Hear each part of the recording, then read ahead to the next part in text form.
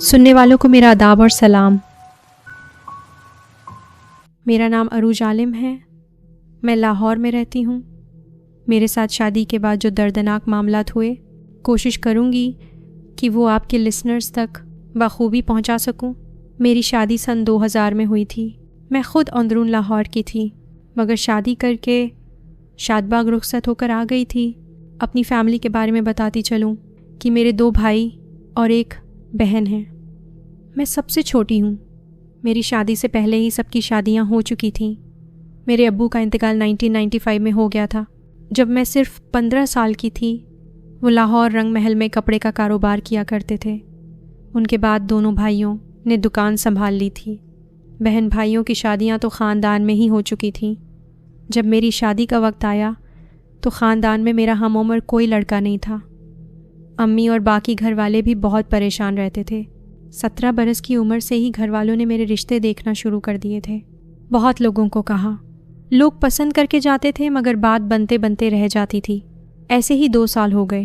پھر کسی نے ہمیں ایک رشتہ بتایا کہ لڑکا کالج میں لیکچرر ہے، 3 بھائی ہیں، 2 کی شادیاں ہو چکی ہیں اور یہ سب سے چھوٹا ہے۔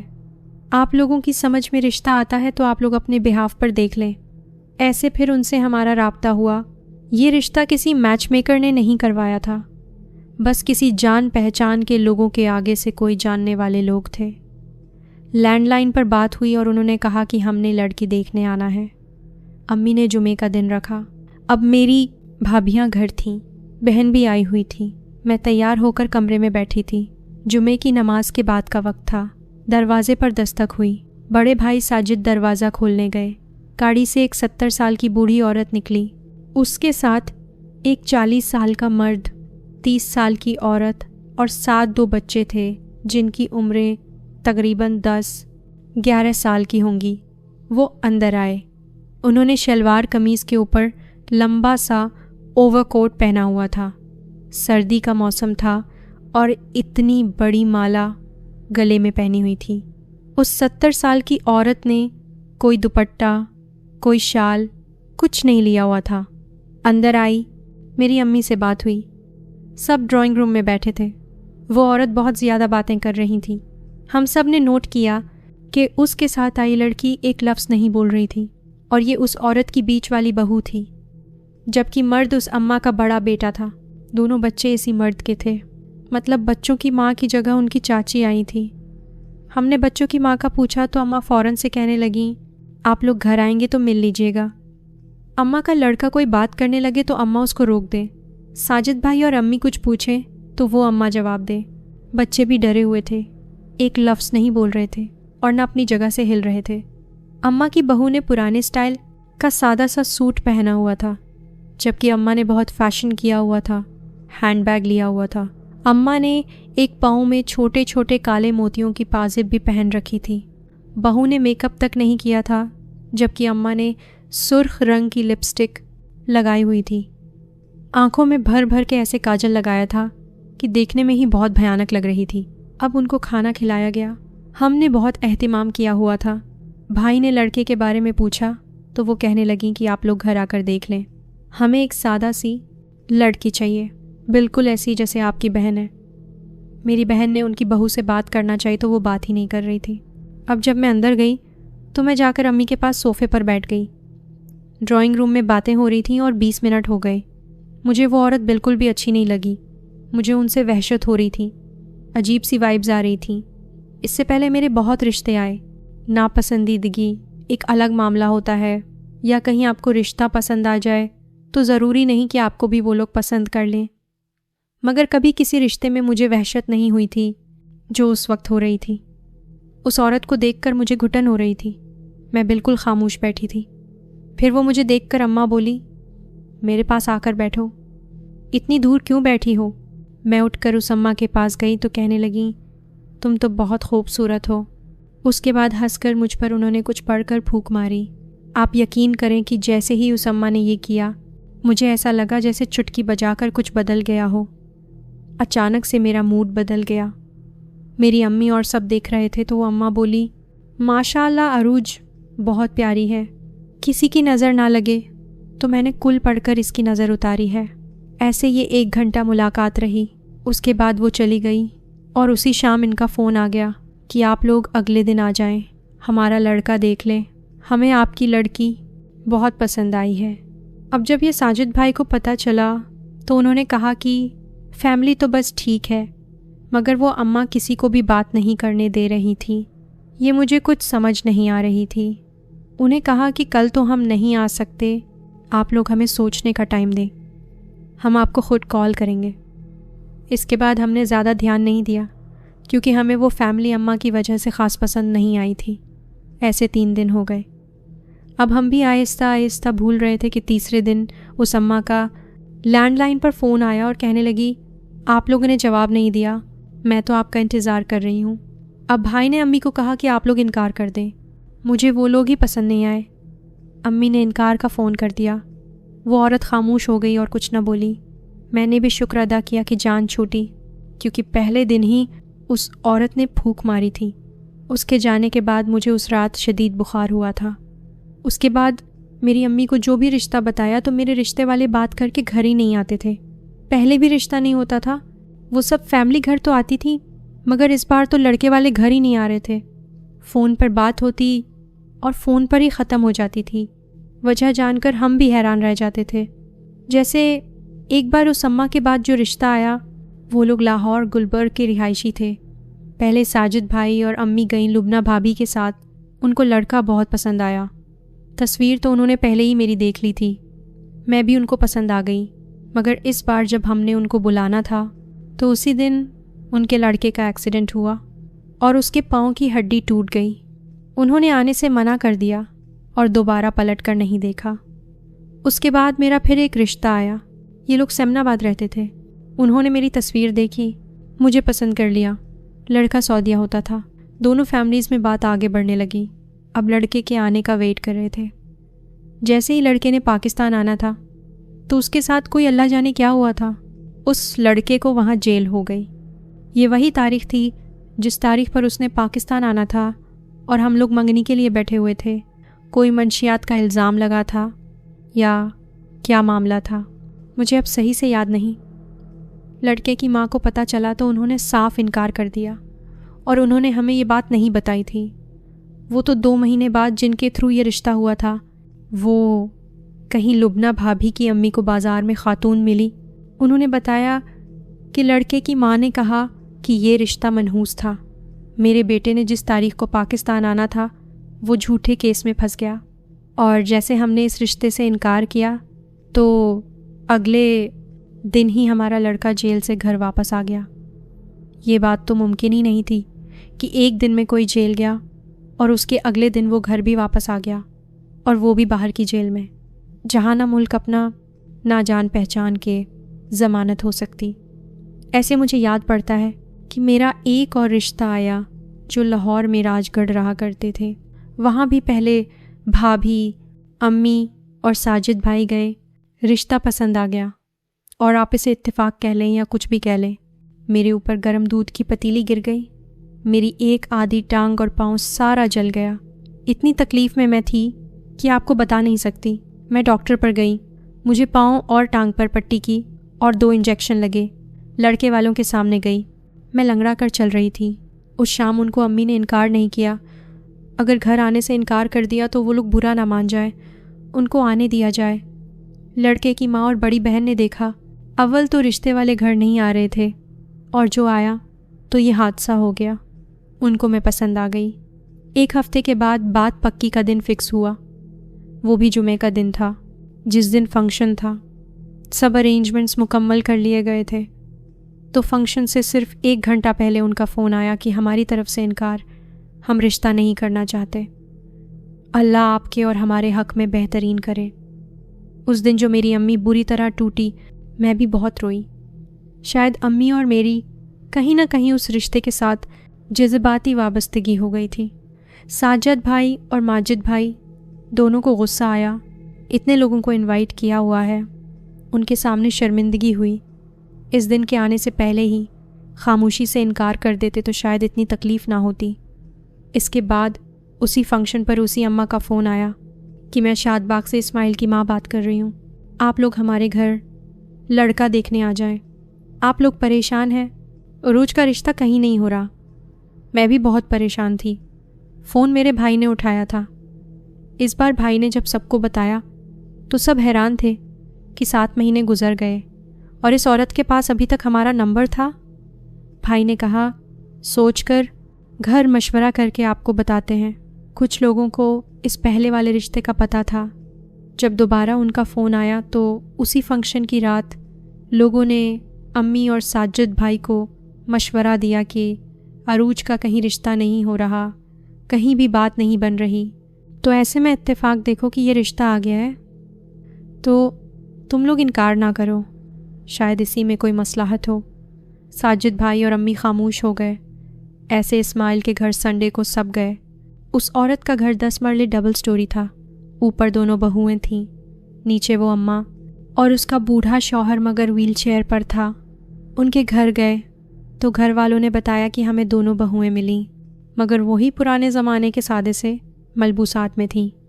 اماں نے بھی گرم سوٹ اور اس کے اوپر اوور کوٹ پہنا ہوا تھا, کیونکہ اب پھر سردیوں کا آغاز ہو چکا تھا. گھر میں ہر طرف اماں کی ہی آواز گونج رہی تھی. ان کے شوہر سے ملاقات ہوئی. ان کو فالج تھا, وہ بہت کم باتیں کرتے تھے. انہوں نے سلام لیا اور بس اتنا کہا کہ میرا بیٹا بہت اچھا ہے, اس رشتے سے انکار مت کریں. بھابھیاں اوپر گئیں تو ان کی بڑی بہو ملی. دونوں بالکل خاموش تھیں. جب بیچ والی بہو چائے بنانے گئیں تو بڑی بہو بولی, میری شادی کو 17 سال ہو چکے ہیں. میری ساس نے ایک دن بھی مجھے سکون سے نہیں رہنے دیا. میں بہت عذاب سے گزر رہی ہوں. پھر بھابھیوں نے پوچھا, آپ کے شوہر اور بچے آئے تھے ہماری طرف, مگر آپ کیوں نہیں آئیں؟ اس پر وہ بولی, مجھے تو میرے بھائی کے گھر میری ساس نے بھیجا ہوا تھا. وہ کچھ بتانا چاہتی تھی, مگر اتنے میں بیچ والی بہو آ گئی اور سب نیچے چلے گئے. اس کے بعد اماں نے چائے کا انتظام کیا ہوا تھا. اسماعیل آئے. وہ بہت خاموش اور سادہ طبیعت لگے. اماں اتنا بول رہی تھیں کہ اپنے شوہر کو بھی نہیں بولنے دے رہی تھیں. ایک بات گھر والوں کو بہت عجیب لگی. نیچے والے پورشن میں لائٹس آن تھیں, مگر اوپر والے پورشن میں ایک ڈم لائٹ کے علاوہ کچھ نہیں آن تھا, جبکہ مغرب کا وقت بھی ہو چکا تھا. اماں کی 2 بہوئیں نیچے آئیں. بیٹے بھی تینوں موجود تھے. ان لوگوں کا اسپیئر پارٹس کا کام تھا, سب وہی کرتے تھے. صرف اسماعیل جاب کر رہے تھے. ایک بات تو بتانا بھول گئی. جب ان کے گھر میری فیملی داخل ہوئی تو اماں ان کو کہتی ہیں, آپ کو یہاں آنا ہی تھا. عروج کا رشتہ یہیں ہونا ہے, اس کا رشتہ کہیں نہیں ہونا تھا. یہ کہہ کر اماں بہت بھیانک ہنسی اور کہنے لگیں, آؤ سب اندر. اماں کے بیٹے بھی بات نہیں کر رہے تھے. پھر ہم گھر آئے تو اماں کا اس رات فون آ گیا. کہنے لگیں, اس بار بھی سوچتے رہو تو عروج کا ہی وقت ضائع ہو جائے گا. اس کو یہاں ہی آنا ہے. مجھے آپ کی بیٹی ہی چاہیے. ہم نے کہا, انشاءاللہ جو قسمت میں ہوا اللہ بہترین کرے گا. یہ کہہ کر بات ختم ہوئی. ساجد بھائی اس بار کہنے لگے کہ اس رشتے کے بارے میں سوچا جا سکتا ہے. ماجد بھائی نے کہا, آپ کو تو فیملی ہی پسند نہیں تھی. انہوں نے کہا, اسماعیل تو اچھا لگا. لبنہ بھابھی نے کہا کہ انہوں نے نوٹ کیا کہ اماں نے جاتے ہوئے ہم سب پر پھونک ماری. مجھے ایسا محسوس ہوا یہ پتہ نہیں پھونکیں کیوں مارتی ہیں. امی نے کہا کہ استخارہ کر لیتے ہیں. استخارے کی ہمیں سمجھ نہیں آ رہی تھی. پہلے استخارے میں صحیح آیا مگر ہمارا دل مطمئن بالکل نہیں تھا. پھر استخارہ صحیح نہیں آیا مگر دل راضی ہو گیا. باہر سے کروایا تو کسی نے کہا رشتہ نہ کریں, صحیح نہیں آ رہا. کسی نے کہا بس ٹھیک ہے. مشکلات ہر ایک کی زندگی میں ہوتی ہیں. ایسے ہم اتنے کنفیوز تھے. ہم نے پھر اس اماں کو رشتے کے لیے ہاں کر دی. اماں کو فون کیا تو سلام کرتے ہی وہ بولی, مبارک ہو, میں بس اتوار کو بات پکی کرنے آ رہی ہوں. عروج میری اسماعیل کی ہے. گھر والوں نے ہاں کر ہی دی. جس دن اماں آئی تو کہنے لگیں کہ شادی میں نے 1 مہینے کے اندر ہی کرنی ہے. مجھے کچھ نہیں چاہیے, بس عروج کو میری بہو بنا دیں. ہم بس سادگی سے نکاح چاہتے ہیں. لوگوں کو اکٹھا کرنے کا کوئی فائدہ نہیں. وہ کھا پی کر کیڑے ہی نکال کر جاتے ہیں. ہم بھی راضی ہو گئے اور ایسے 25 دن کے بعد دسمبر 2000 میں میری شادی اسماعیل صاحب کے ساتھ ہونا قرار پائی۔ مجھے کیا معلوم تھا کہ یہاں سے میری زندگی کا بھیانک دور شروع ہونے والا ہے۔ نکاح کے بعد مجھے رخصت کر دیا گیا۔ بارات میں جتنے بھی لوگ تھے، کوئی ڈھول باجا، ناچ گانا نہیں ہوا۔ گاڑی میں میرے ساتھ اماں کو بیٹھایا گیا۔ آگے میرا شوہر تھا اور گاڑی ڈرائیور چلا رہا تھا۔ جب گھر انٹر ہوئے تو سارے گھر سے گیلی مٹی کی خوشبو آ رہی تھی۔ شادی والے گھر تو پھولوں سے مہک رہا ہوتا ہے۔ اندر گئے تو صرف گھر کے لوگ تھے۔ گھر میں اندھیرا کیا ہوا تھا، لائٹس آن کی بھی تو صرف نیچے والے پورشن کی۔ ساس کا کمرہ نیچے تھا، اور حیرت کی بات یہ تھی کہ سسر کا کمرہ الگ تھا۔ دونوں کے کمرے ساتھ ساتھ تھے۔ اماں بولی کہ اس کو پہلے میرے کمرے میں لے کر آؤ، اس کے ساتھ کوئی نہیں جائے گا۔ اسماعیل میرے ساتھ کھڑے تو تھے، مگر اندر صرف میں اکیلی گئی۔ کوئی 1 گھنٹے کے بعد وہ اماں کمرے میں آئی اور کہنے لگی کہ یہ گھر میرا ہے، یہاں صرف میرا حکم چلتا ہے۔ اس کے بعد انہوں نے ایک انگوٹھی مجھے پہننے کے لیے دی اور کہنے لگی، یہ تمہاری منہ دکھائی ہے، ہمارے خاندان میں منہ دکھائی ساس دیتی ہے، تم نے اس کو ہمیشہ پہننی ہے، اس کو نہیں اتارنا۔ وہ انگوٹھی سونے کی تو نہیں لگ رہی تھی، وہ بہت عجیب سی انگوٹھی تھی۔ کالا پتھر اندر جڑا ہوا تھا اور انگوٹھی بھاری تھی۔ اس کے بعد وہ بولتی جا رہی تھی کہ ہمارے گھر میں باہر سے کبھی کھانا نہیں آتا، میرے کمرے میں آج کے بعد تم اجازت لے کر آؤ گی، بینا اور شائستہ سے تم نے کوئی بات نہیں کرنی، تمہارے گھر سے یہاں کوئی ملنے نہ آئے، جو بھی گھر آئے اس کو ڈرائنگ روم سے آگے آنے کی اجازت نہیں دینی۔ مغرب کے وقت ہر جمعرات کو سارے گھر میں چھت پر چراغ جلتے ہیں۔ تم لوگوں نے جو عبادت کرنی ہے وہ صرف اوپر کرنی ہے، نیچے میرے پورشن میں کوئی نماز ادا نہیں کرنی۔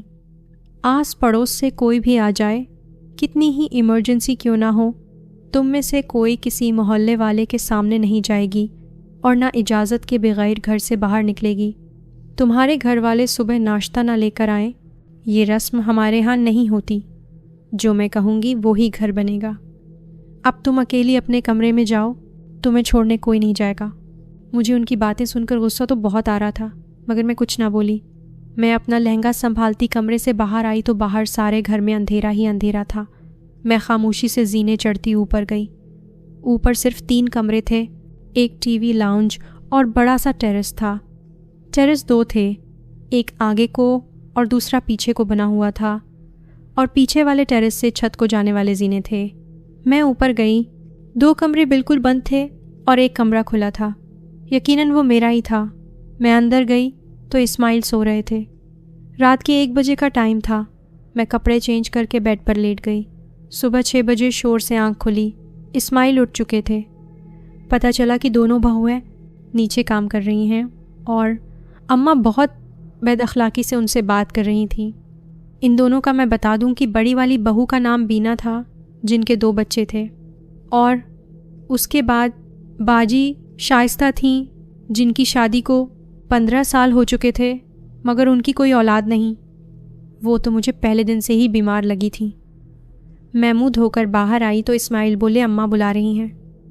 ان کی زبان پر ہر وقت اماں اماں ہی رہتا تھا۔ مجھے میرے شوہر ہپنوٹائز لگتے رہتے تھے۔ جب بھی ان سے بات کرو یا بلاؤں تو وہ بوکھلائے ہوئے رہتے تھے اور کوئی بات نہیں کرتے تھے۔ میں نے ان کو کہا، شادی کی پہلی صبح میں کون سا ڈریس پہن کر نیچے جاؤں، تو وہ کہنے لگے جو اماں کو پسند ہے صرف وہی پہنو۔ ایسے اس دن میرے گھر والے ناشتہ لے کر نہیں آئے تھے کیونکہ اماں نے ان کو فون کر کے منع کر دیا تھا۔ میرا ولیمہ ہوا۔ اب شادی کو 1 مہینہ ہو چکا تھا۔ میں نے کچھ باتیں نوٹ کرنا شروع کیں، جیسے میں جب بھی کبھی اماں کی دی ہوئی انگوٹھی اتار دیتی تو میرے سر میں درد ہونے لگتا اور دوبارہ پہنتی تو ٹھیک ہو جاتا۔ میں نے محسوس کیا کہ میرے بیڈ کے پیچھے جو کھڑکی ہے اس کے بالکل نیچے اماں کا کمرہ تھا۔ رات کے 12 بجے سے لے کر صبح کے 3 بجے تک آوازیں آتی رہتی تھیں، جیسے اماں کسی سے بات کر رہی ہیں۔ کھڑکیاں بند ہوتی تھیں اس لیے سمجھ نہیں آتی تھی۔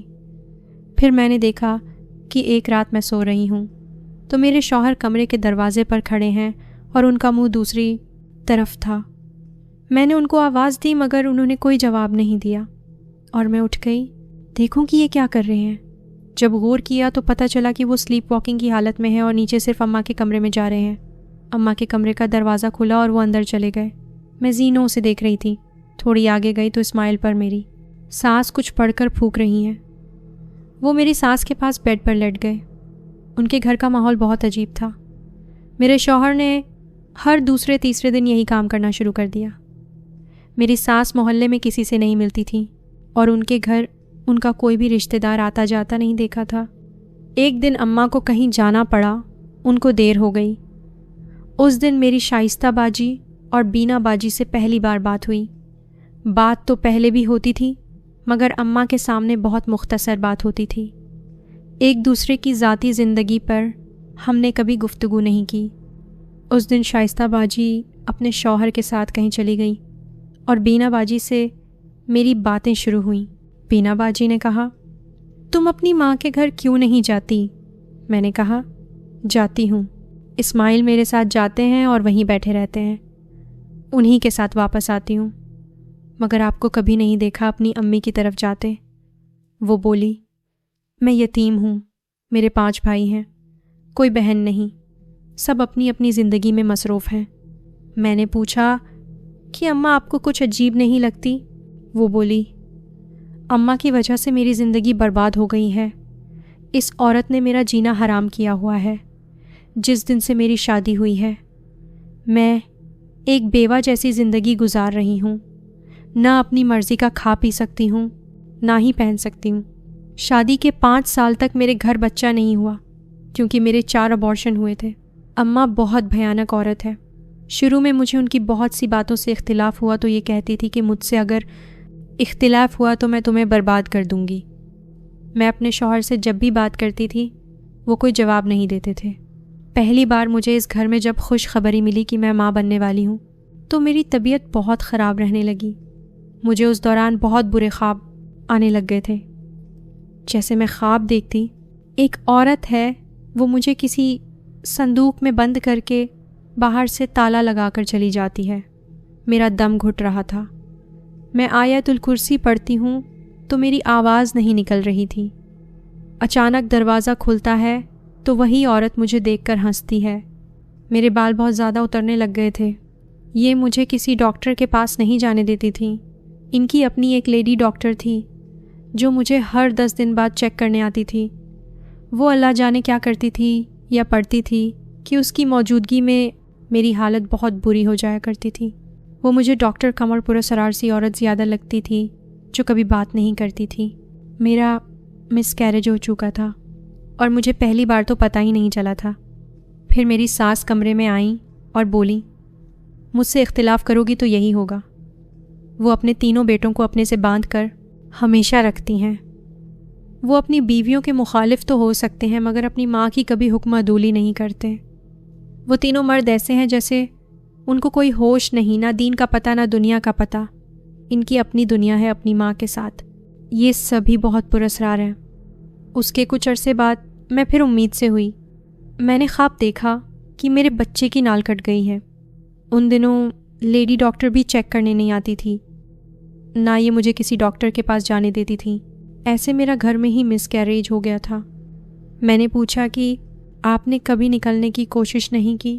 وہ بولی، میں نے جب بھی اس گھر سے نکلنے کا ارادہ کیا میں ہمیشہ ناکام ہو جاتی ہوں۔ کچھ نہ کچھ ایسا ہو جاتا ہے کہ میں یہاں اور بھی زیادہ پھنس جاتی ہوں۔ بھائی پوچھتے نہیں، میں اکیلی کیسے نکلوں؟ مجھے اماں پسند ہی نہیں تھی۔ میں بس الگ گھر رینٹ پر لینا چاہتی تھی۔ رینٹ میرے بھائی دینے کے لیے پھر بھی تیار تھے۔ میرے شوہر نے اماں کے کہنے پر انکار کر دیا۔ بس ہر بات اور ہر معاملے میں اماں اماں بولتا رہتا تھا۔ اماں کالی زبان والی ہے۔ جب بھی کسی کو نقصان پہنچانے والی بات کرتی یا کسی پر لعنت بھیجتی ہیں تو وہ بات سچ میں ہی واقعہ ہو جاتی ہے۔ میں جب تیسری بار پریگننٹ ہوئی تو کچھ عرصے بعد میں اپنے بھائیوں کے گھر گئی، اپنے شوہر سے پوچھ کر گئی تھی۔ میری بھتیجی کی شادی تھی۔ انہوں نے اتنی گندی گھر میں لڑائی ڈالی۔ میرے شوہر مجھے بھری محفل میں واپس گھر لے کر آئے۔ گھر آئے تو وہ مجھے دیکھ کر تمسخرانہ مسکرائی اور پوچھا، کس کی اجازت سے گئی تھی؟ میں بولی، میں نے بلال سے پوچھا تھا۔ وہ صاف مکر گئے اور کہنے لگے کہ اس نے مجھ سے نہیں پوچھا۔ اماں کو شدید غصہ، اور وہ غصے میں بولی، بہت مستی چڑھی ہے تجھ پر ماں بننے کی، لعنت تیرے بچے پر، دنیا میں آنے سے پہلے ہی مر جائے۔ یہ سنتے ہی میرے ہوش اڑ گئے اور میں اپنے کمرے میں چلی گئی۔ ساری رات مجھے قے آتی رہی، نہ جانے کس گھڑی نیند آئی۔ صبح اٹھی تو مجھے خود ہی بلیڈنگ شروع ہو گئی۔ میں بہت روئی۔ میں نے پھر فیصلہ کیا کہ میں اب بلال سے خلا لے لوں گی۔ میں نے اس عورت کے پاس رہنا ہی نہیں۔ میں نے اپنے بھائیوں سے بات کی تو انہوں نے کہا، جیسا بھی ہے تمہارا سسرال ہے، وہیں ہی رہو۔ بلال تو تمہیں کچھ نہیں کہتا نا، تمہاری ساس کتنے دن جی لے گی؟ ہمارے یہاں پراپرٹی کے مسئلے چل رہے ہیں، تم آئی تو ایک نیا مسئلہ کھڑا ہو جائے گا۔ میں نے خاموشی سے فون رکھ دیا۔ میں بہت روئی، اللہ سے بہت دعا کی کہ مجھے اس آزمائش سے نکال۔ صبح ہوئی تو بھائی سے جو میری باتیں ہوئیں، اس ایک ایک بات کا اماں کو پتہ تھا۔ بعد میں پتہ چلا گھر کا دوسرا فون تو اماں کے کمرے میں تھا۔ انہوں نے میری سب باتیں سن لی تھیں۔ انہوں نے مجھے اس بات پر اتنا ذلیل کیا اور کہنے لگی کہ اب دیکھ میں کیسے تجھے طلاق دلوا کر گھر بھیجتی ہوں۔ میں خاموش، میں اپنی زندگی سے ہی تنگ آ گئی تھی۔ انہوں نے بلال کو پتہ نہیں کیا کہا۔ انہوں نے مجھے ایک طلاق دے دی اور میں اس رات سے بیمار رہنے لگی۔ میری ساس اس سے اگلے 7 راتوں تک روز اوپر آتی اور شام کے وقت کچھ پڑھ کر میرے کمرے کے دروازوں کے کونوں میں پھونکتی۔ مجھے سلیپ پیرالسس ہونا شروع ہو گئے جو لگاتار ہو رہے تھے۔ مجھے آدھے سر کا درد ہو گیا۔ چوتھی بار بھی میں امید سے ہوئی تو مجھے خون کی الٹی آئی اور خواب کی حالت میں ہی میں نے دیکھا کہ میرا بچہ پیدا ہوا تو مرا ہوا تھا۔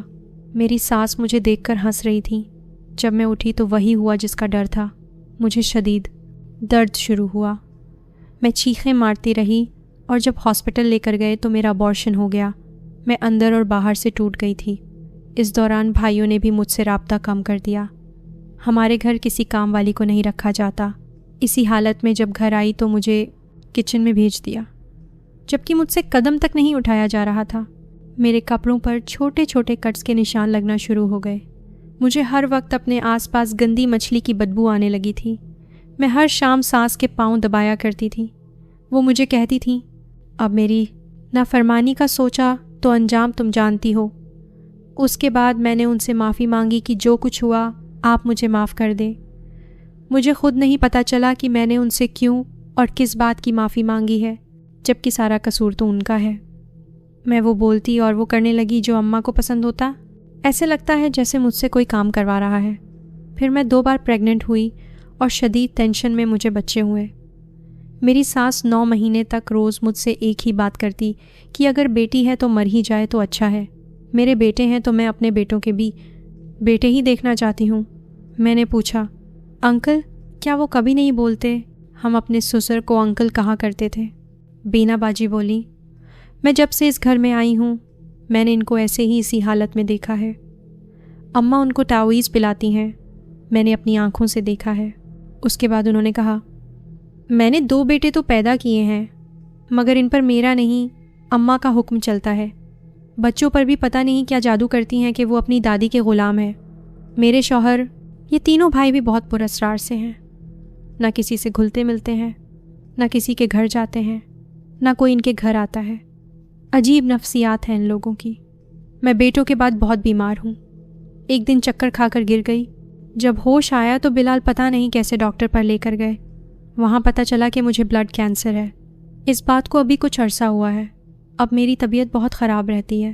میں اگر اس گھر میں زندہ ہوں تو صرف اللہ کے کلام کی وجہ سے۔ میں نے آج تک کبھی اماں کو نماز پڑھتے نہیں دیکھا۔ میرے بچے اماں نیچے ہی سلاتی ہے۔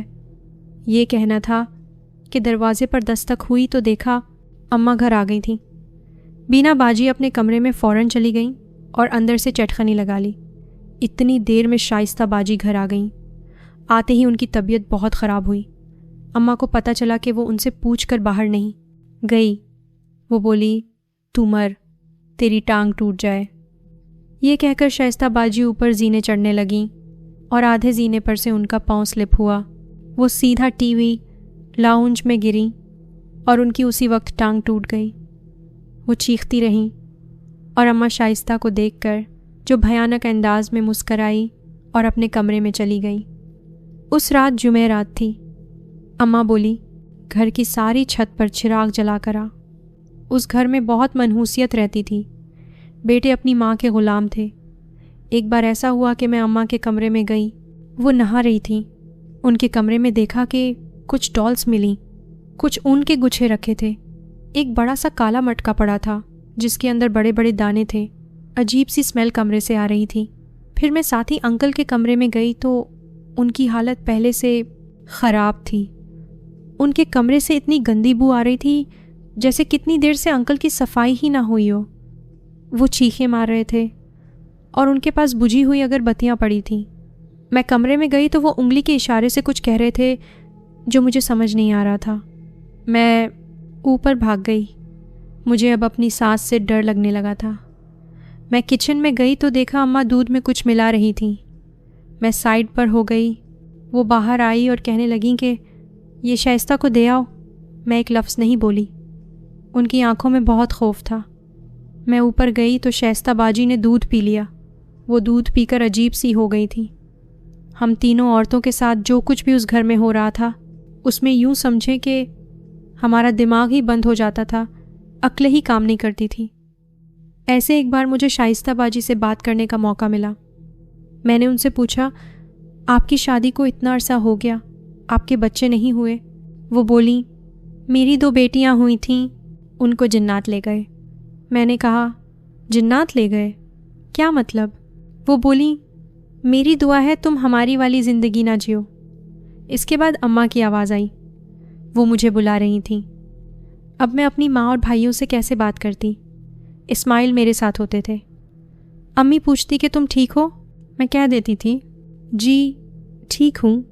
اسماعیل کا رویہ میرے ساتھ خشک سا تھا، مگر مجھے کوئی ثبوت نہیں مل رہا تھا کہ میں اپنے گھر بات کروں۔ ایسے میری شادی کو 4 مہینے ہو گئے۔ مجھے اللہ نے خوشخبری دی۔ میں امید سے ہو گئی۔ میری ساس کو پتہ چلا تو وہ کہنے لگی لڑکا ہوگا۔ جب سے میں پریگننٹ ہوئی مجھے خواب آنے لگے جس میں پریشان خواب ہی دیکھا کرتی تھی۔ کبھی خواب میں دیکھا کہ میری ساس گھر کی چھت پر کھڑی ہے، مجھے کہتی ہے کہ یہاں سے چھلانگ لگا دو۔ میں چھلانگ لگا دیتی ہوں کیونکہ میرے ہاتھ میں چھوٹی بچی ہوتی ہے۔ میری آنکھ کھل جاتی ہے۔ اس کے بعد پھر میں نے خواب دیکھا میری ساس کسی قبرستان میں چلہ کاٹ رہی ہے اور وہی اون کے گچھے ان کے پاس ہیں۔ اس کے ساتھ میرے ساتھ اب گھر میں بھی عجیب واقعات ہونے لگ گئے۔ ایک شام میں نے دیکھا مغرب کا وقت ہے، گھر میں اندھیرا ہی تھا، اوپر کوئی لائٹس تو جلانے نہیں دیتی تھی۔ میری آنکھوں کے سامنے 2 مرد گزرے ہیں جن کی تقریباً 7 فٹ ہائٹ تھی۔ انہوں نے کالی ٹوپیاں پہنی ہوئی تھیں۔ وہ میرے کمرے کے دروازے کے آگے سے گزرے ہیں۔ کوئی 2 سے 3 سیکنڈز میں نے جا کر دیکھا تو اوپر پورشن میں کوئی بھی نہیں تھا۔ بینا اور شائستہ دونوں کے کمروں کے دروازے بند تھے۔ اگر کوئی وہاں جاتا تو دروازے کھلنے کی آواز آنی چاہیے تھی۔ کوئی نیچے جاتا تو 2 سے 3 سیکنڈز میں زینوں تک پہنچ چکا ہوتا، مگر وہاں کچھ بھی نہیں تھا۔ میں نے اسماعیل کو بتایا تو انہوں نے کہا، اماں کے سامنے تم نے یہ بات کر دی تو تمہاری کم بختی شروع۔ عجیب قسم کے تینوں بھائی تھے، نہ گھر میں کوئی بات کرتے تھے، نہ آپس میں کوئی بات کرتے تھے، اپنی ماں کے کمرے میں بھی جا کر سوتے تھے، پتہ نہیں باہر جا کر کیسے کام کرتے تھے۔ ایک رات میری آنکھ کھلی، مجھے شدید بھوک لگ رہی تھی۔ میں کچن میں جانے کے لیے نیچے جانے لگی تو مجھے ٹھنڈی ہوا کا جھونکا محسوس ہوا۔ پیچھے دیکھا تو وہاں ٹیرس کا دروازہ کھلا تھا۔ رات کے 2 بج رہے تھے۔ میں وہاں گئی تو میں نے اپنی ساس کو چھت پر ایک کونے میں بیٹھ کر پاخانہ کھاتے ہوئے دیکھا۔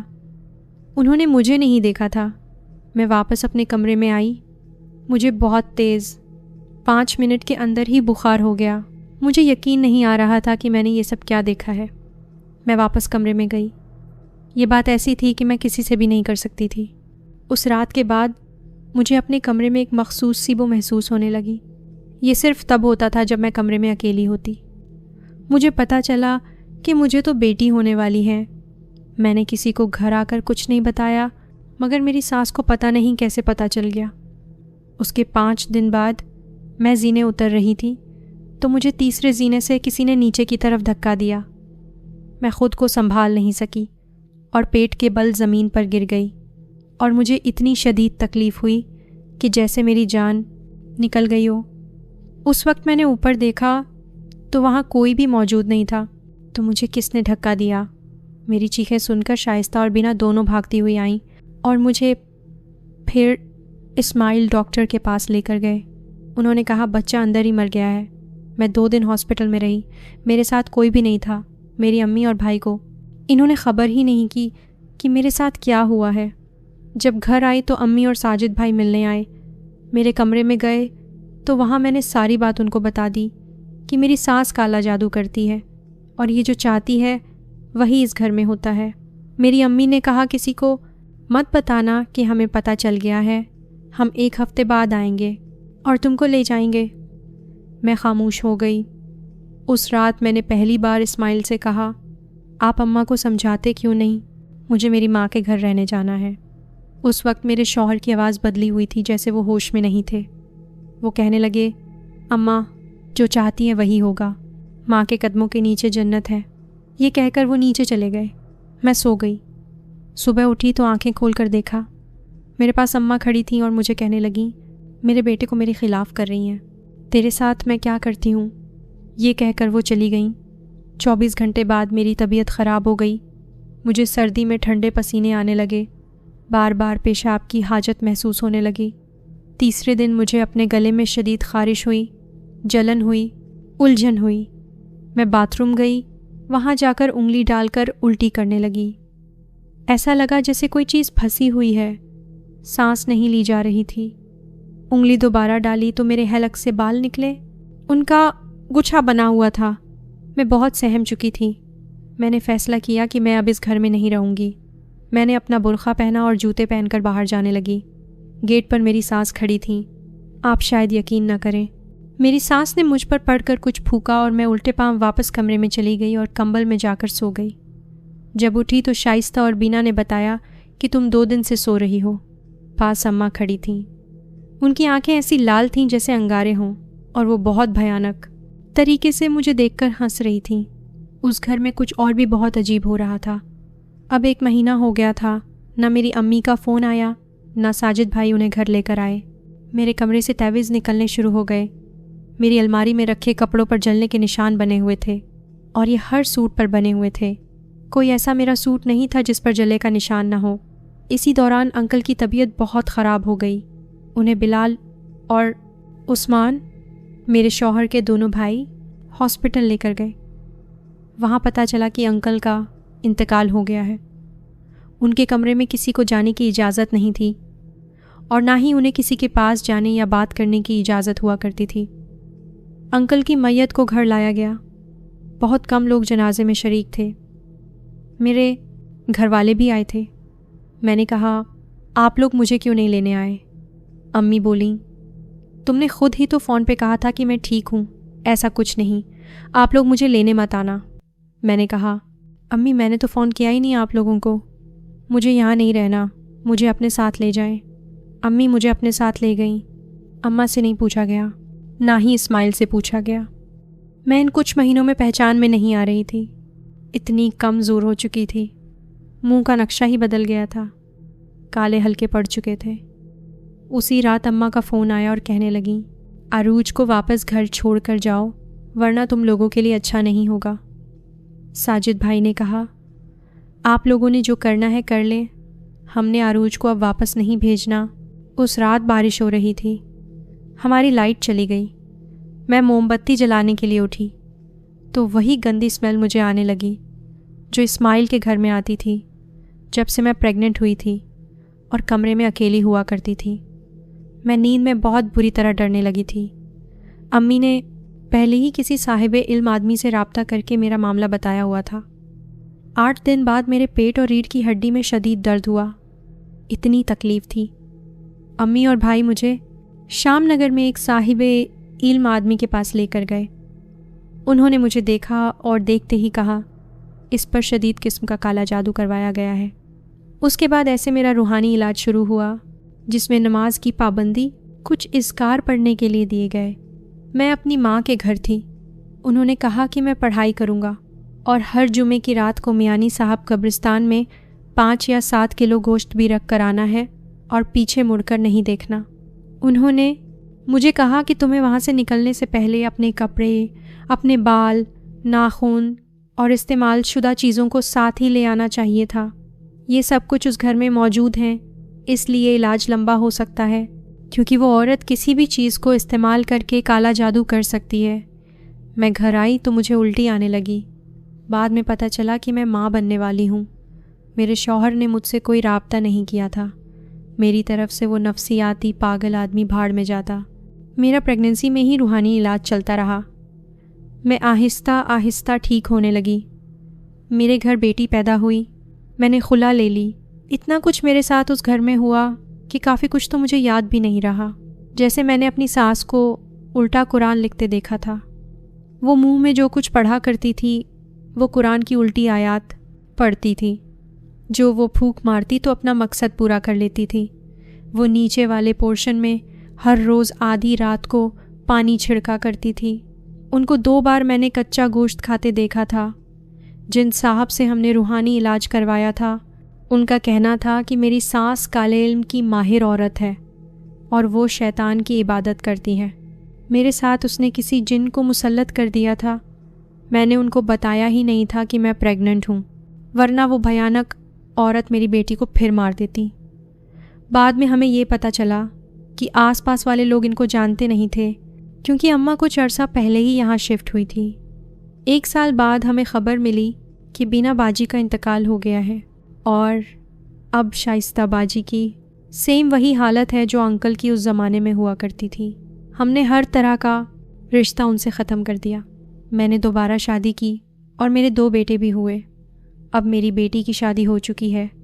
मेरी सास तो मेरी ज़िंदगी से जा चुकी ही, मगर मैं कभी कभी अपनी सास को ख्वाब में ज़रूर देखती थी। जिस रात ऐसा होता मैं बहुत बुरा डर जाती थी और उस दिन मेरा कोई ना कोई काम ख़राब हो जाता था। हमें यह भी पता चला कि मेरी बारात में जो लोग आए हुए थे उनमें से कोई भी अम्मा का रिश्तेदार नहीं था। वो अम्मा कहाँ से लोग इकट्ठा करके लाई थी, कुछ नहीं मालूम। साहिब इल्म आदमी ने यह भी कहा था कि अम्मा की वजह से मेरा रिश्ता कहीं नहीं हो रहा था। जिस दिन से वो मुझे देख कर गई थी उसके बाद आने वाले सब रिश्ते ये औरत जादू से ख़त्म करती जा रही थी। और उस रिश्ते में इतने रेड फ्लैग्स होने के बाद भी हमने रिश्ता किया। उसकी सिर्फ़ एक ही वजह थी, काला जादू। मेरी कहानी जो भी सुनता है वो हमें पागल भी कह देते हैं कि जब सब पता था तो क्यों रिश्ता किया और शादी के बाद क्यों वहाँ रही। यही तो मैं बताना चाहती हूँ कि जादू इंसान की समझ बूझ सब ले जाता है। जिस पर करवाया गया हो उसकी तकलीफ़ वही जानता है। हम काले जादू के ही ज़ेरे असर थे। हाँ, याद आया कि कहीं से हमें एक बात और पता चली। इसकी तस्दीक तो मैं नहीं कर सकती, मगर हमें ये मालूम हुआ कि मेरी सास की माँ एक नायिका थी। उनके घर एक बेटी पैदा हुई जो मेरी सास थी। इनका कोई ख़ानदान ही नहीं था, ना ही कोई बहन भाई था। इनकी शादी जब अंकल से हुई तो अंकल यानी कि मेरे ससुर उनके घर वालों ने भी नहीं अपनाया था। मेरी सास और नानी सास बादशाही मस्जिद से मुल्हिका बदनामी ज़माना इलाके में रहा करती थी। अंकल निकाह करके इन्हें ले तो आए, मगर उनको किसी ने कबूल नहीं किया और ना इन्हें ख़ानदान का नाम मिल सका। इनके 3 बेटे पैदा हुए, फिर भी अंकल के घर वालों ने नहीं अपनाया और मेरी सास ने काला जादू करना शुरू कर दिया और गलत तरीके से अपनी ख्वाहिशात की ऐसी ग़ुलाम होती चली गई कि सबको बर्बाद करती गई। मैं 1 साल उस भयानक ससुराल में बदतरीन सास के साथ रही। मेरी सास ने अपने माँ होने का इतना नाजायज़ फ़ायदा उठाया। उनके बेटे अपनी बीवियों की हक तलफियाँ करते चले गए। वो काले जादू से सब पर हुक्मरानी करना चाहती थी। इतनी टॉक्सिक औरत थी कि सबकी ज़िंदगियाँ बर्बाद कर दी, जिससे मेरी सारी ज़िंदगी मुतासिर हुई। अल्लाह सबको ऐसे लोगों से बचाए, आमीन। इस्माइल की दूसरी शादी हुई या नहीं हुई मैंने कभी पलट कर देखा ही नहीं। ये मेरी ज़िंदगी में आने वाली बदतरीन भयानक सास थी। मेरी सब लड़कियों के लिए दिल से दुआ है कि सबको अच्छे ससुराल और अच्छे शौहर मिले, आमीन। लाहौर से उरूज आलम।